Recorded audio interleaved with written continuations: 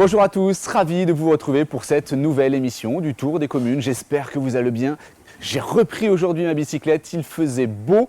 C'était plus simple pour moi d'accélérer aujourd'hui.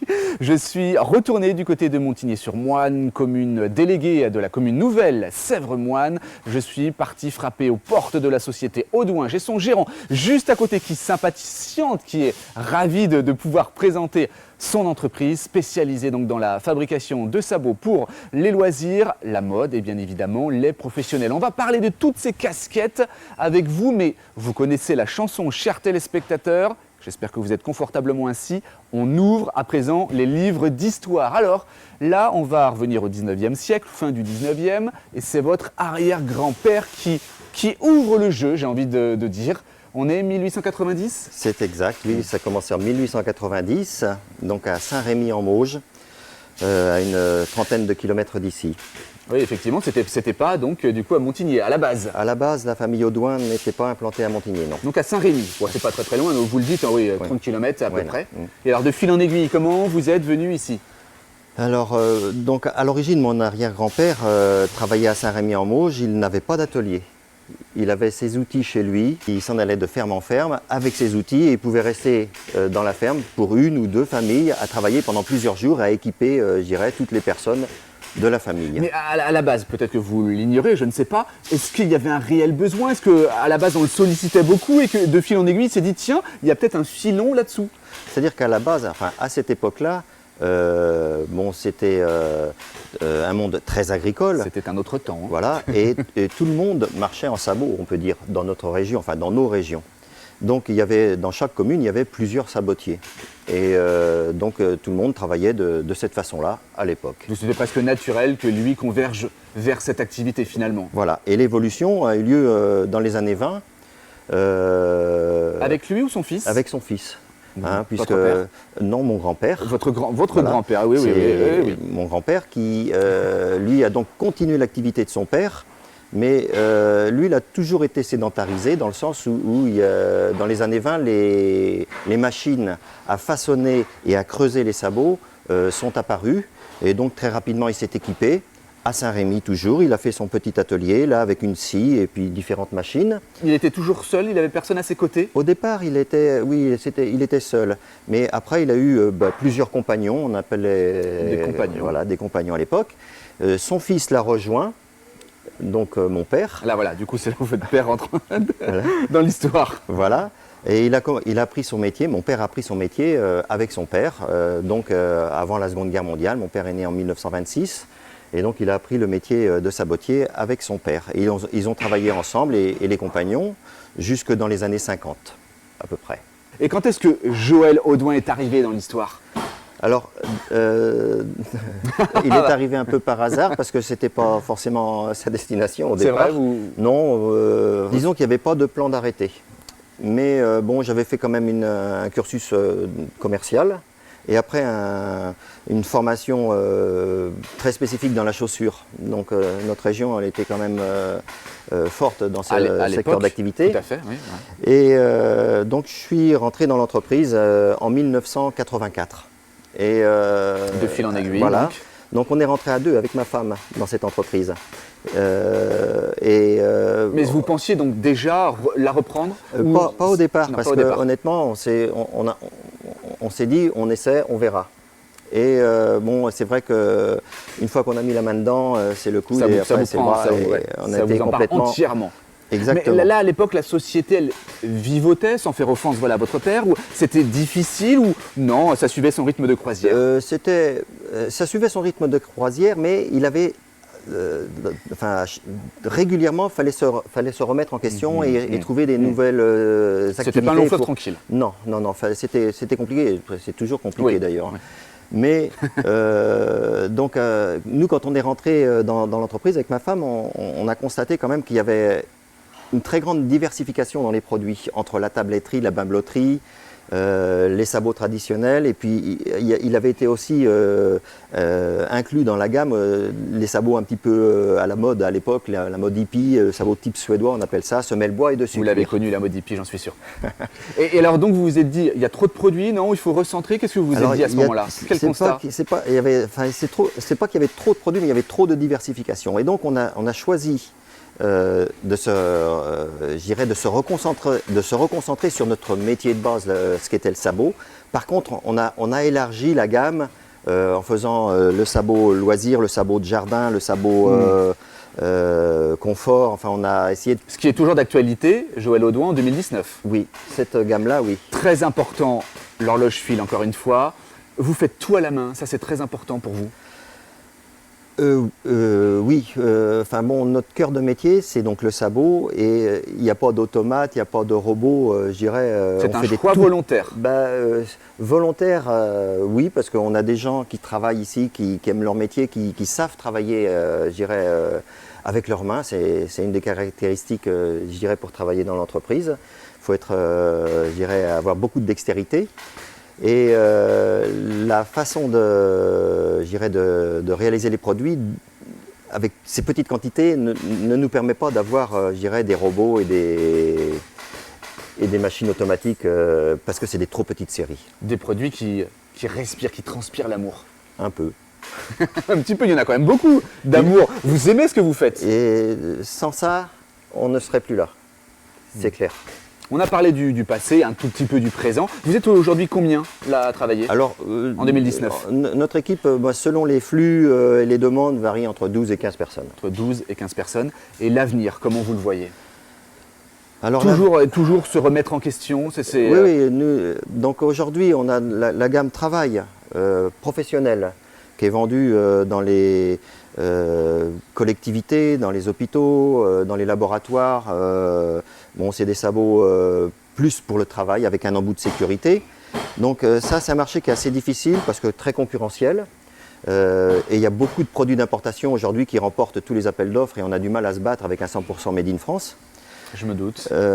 Et puis nous avons aussi la gamme. Alors cette gamme-là, elle est à 100%, on peut dire 95%, elle est nationale. On fait très peu d'export. Par contre, la gamme loisirs et mode, là, on l'a considérablement développée. À l'international. On a cherché une nouvelle clientèle en France d'abord et ensuite à l'international. Et là, ça fait 30 ans qu'on y travaille sur ce développement à l'export. Ça demande beaucoup d'énergie, on a encore besoin de le travailler. C'est un investissement, je dirais, très lourd pour l'entreprise. Et il a fallu, je dirais, beaucoup d'énergie pendant ces 30 ans pour arriver à ce développement-là. Et là, ça commence à se développer comme vous le souhaitez, mais il y a encore beaucoup à faire en la matière. Oui. Et je pense qu'on va reprendre cette discussion dans quelques instants. On va se tourner vers votre fille, parce qu'on ne l'a pas dit, effectivement, on a parlé de l'arrière-grand-père, mais maintenant il y a les enfants qui poussent un petit peu au portillon. Merci infiniment, Joël Audouin, de nous avoir accordé cette interview. Puis on se retrouve, chers téléspectateurs, dans quelques secondes.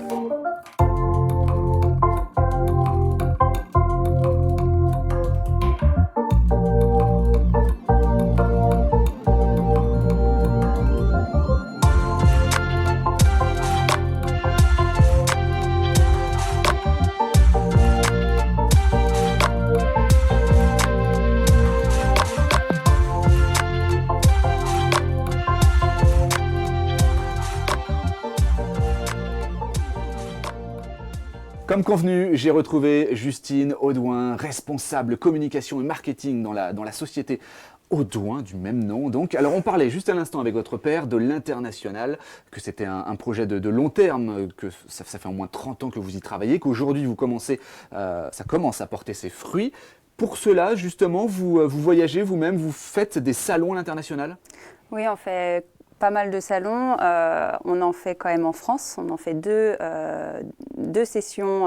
Deux principaux. Voilà, deux principaux à Paris. À Paris, oui, forcément. Et après, on en fait un en Italie, un gros salon de la chaussure. Pour l'Europe, mais vraiment pour plus loin. Voilà, pour exactement. Et pour les autres continents, on en fait sur l'Australie. Et là, Joël et Alexis reviennent tout juste du Japon et de la Corée où ils étaient présents. C'est incontournable. Voilà, je vous coupe, c'est incontournable d'être présent. C'est incontournable d'être présent parce que même si on est très bien représenté en France, on ne peut pas s'autosuffire à un seul marché. Même si l'Europe, d'une façon générale, on est bien développé, on a besoin d'aller sur d'autres territoires. Tout à fait, et par exemple, avec l'Australie, on a développé l'Australie depuis maintenant 3-4 ans parce qu'on travaille avec un distributeur là-bas. Je suis moi-même partie pendant 1 an en Australie pour travailler avec elle, pour développer. Pourquoi l'Australie ou pourquoi ces marchés-là? C'est que c'est en différence avec nous au niveau des saisons, avec la France, avec l'Europe. Et vu que notre marché fort, nous, c'est l'été, comme ça au moins ça régule au niveau de la saisonnalité aussi. On a toute l'année des modèles à produire. Et qu'est-ce qu'ils recherchent les Australiens? Voilà, quel produit type, quel produit phare marche là-bas? Est-ce que c'est le côté made in France finalement qui marche ou pas? Et puis bien évidemment la qualité au doigt, bien évidemment. Alors le made in France, ça marche. Le fait main. Tout ce qui est éthique, parce qu'on apporte, on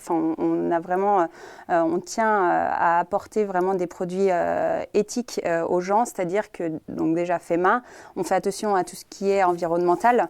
Donc c'est vrai qu'on est très axé sur ça. Eux, ils sont pas mal axés sur ça également. C'est ce qu'ils recherchent. Donc c'est vrai qu'ils adorent les produits bois, même les petites sandales pour aller à la plage.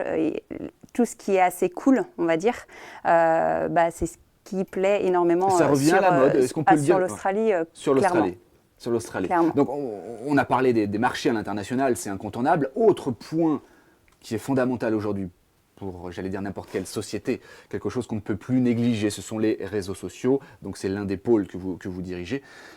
Depuis combien de temps vous y êtes mis? Une dizaine d'années pour Facebook, pour ne pas le citer? Voilà, alors Facebook, ça fait une dizaine d'années.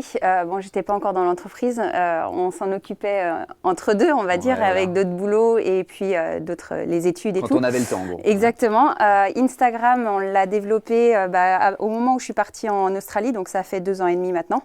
Instagram, on se rend compte que ça prend de plus en plus. Ça marche, et clairement, vrai, voilà, on ne peut plus le négliger. On ne peut plus le négliger. Et s'il y en a un des deux à choisir, clairement, on choisit Instagram. C'est intéressant ça. Voilà. Combien de followers?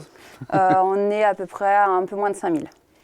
Autre point que je voulais développer avec vous, donc bien évidemment, j'ai fait les présentations, plus besoin de les faire. Vous êtes la fille du boss, du patron. Est-ce que c'est difficile? Non, mais c'est vrai, voilà, je pense que tout le monde se pose la question, pour ceux qui ont eu l'occasion de bosser avec leurs parents, est-ce que c'est difficile ou pas? Petite entreprise, familiale, j'imagine que ça ne va pas être toujours facile, et il y a votre frère également qu'on n'oublie pas. Voilà, comment ça se passe, Justine? Vous pouvez regarder la caméra, soyez franche. Ouais. Alors, franchement, non, ça se passe très bien, à savoir qu'on est très complémentaires. Pour tout vous dire, je pense que les parents ne s'étaient pas forcément dit qu'on allait reprendre la suite. On n'était pas du tout voués à faire ça avec mon frère. Mon frère est ingénieur de base, moi j'étais dans l'hôtellerie. Et en fait, on s'est dit que c'était trop dommage de laisser passer une histoire comme ça, que si on n'essayait pas, c'était difficile pour nous de l'accepter, parce qu'on a grandi dans ces chaussures.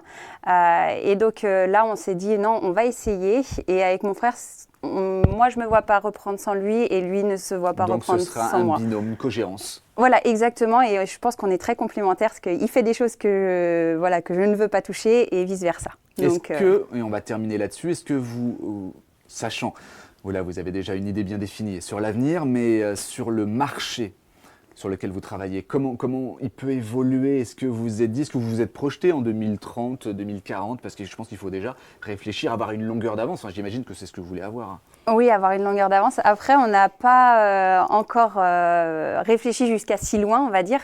Tout d'abord, on s'est dit, on se laisse 5 ans pour voir un petit peu comment évoluent les choses, voir où on va. Après, pourquoi pas ouvrir à d'autres segments autres que la chaussure, mais qui resteraient dans le prêt-à-porter. Mais c'est plein de questions qui sont en interrogation. Pour l'instant. Voilà, exactement. On reviendra, peut-être pas dans 20 ans, je ne sais pas, peut-être avant. En tout cas, merci pour cette belle histoire familiale. Ça fait plaisir d'entendre des choses comme ça. On vous souhaite plein de courage pour la suite. Merci. Et puis on va regarder les téléspectateurs. On va les saluer. J'espère que cette émission vous aura plu et je vous donne rendez-vous dans une quinzaine de jours pour une nouvelle aventure, un nouvel univers dans le Tour des communes. Merci à tous.